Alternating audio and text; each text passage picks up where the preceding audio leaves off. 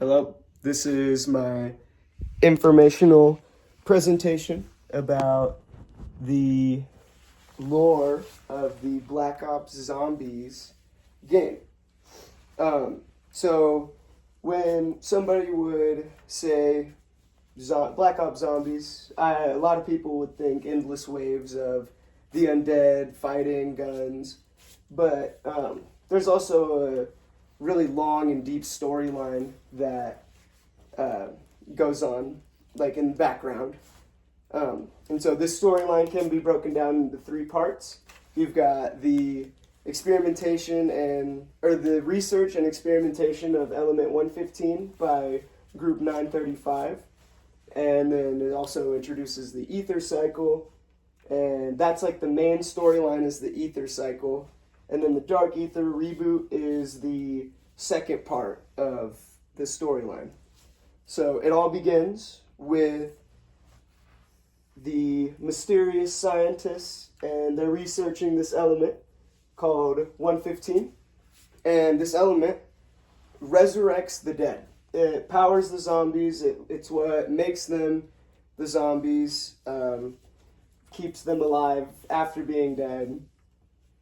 And Group 935 weaponizes it, which creates zombies, teleportation, and this device called the MPD on the moon that is shaped like a pyramid that kind of spies on the zombies but like can't see through the zombies' eyes. And that's where Samantha comes in. Samantha is a girl who can control the zombies and see through their eyes, kind of tell them where to go, tell them where to be, what to do. And it also introduces the crew that you follow throughout all the story. The crew is Richtofen, Dempsey, Nikolai, and Takeo. And they're all introduced because they were caught up in the Nazi experiments with 115. And so that's where they all kind of band together and meet up. But 115 didn't just create zombies. It also broke reality and put these characters into a time loop, which is called the ether cycle. This story kind of expands it with time travel and time loops, and multiple universes. And then the crew is called the Primus and the Ultimus crew.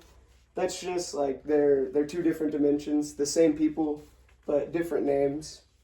And then the Primus crew is trying to stop it at first, but then they're manipulated by a bunch of different people, and so they actually turn evil.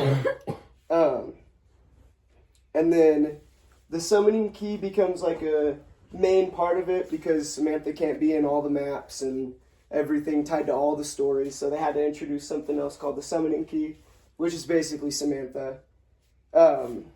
And then in Tag der Toten, which is like the last map,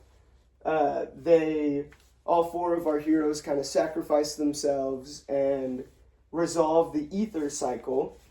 Hold on, we're gonna pan the camera back. Everybody's here now. Okay. And then, so this brings us to this is the final ending.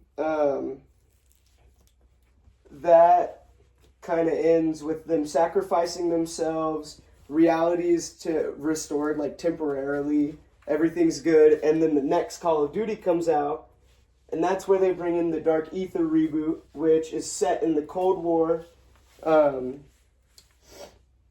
back in the 1980s. And then it introduces Requiem versus the Omega groups.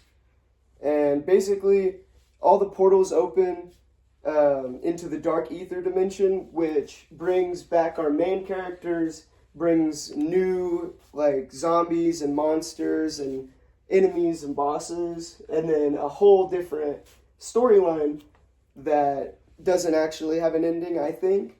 But Die Machine is a map that kind of restarts everything. It revisits the Nazi areas and shows like our heroes being experimented on and kind of puts a tie on all of that. And then when you put all of this together, the zombie story isn't really random. It's a big, long string of events that all kind of connects in a way.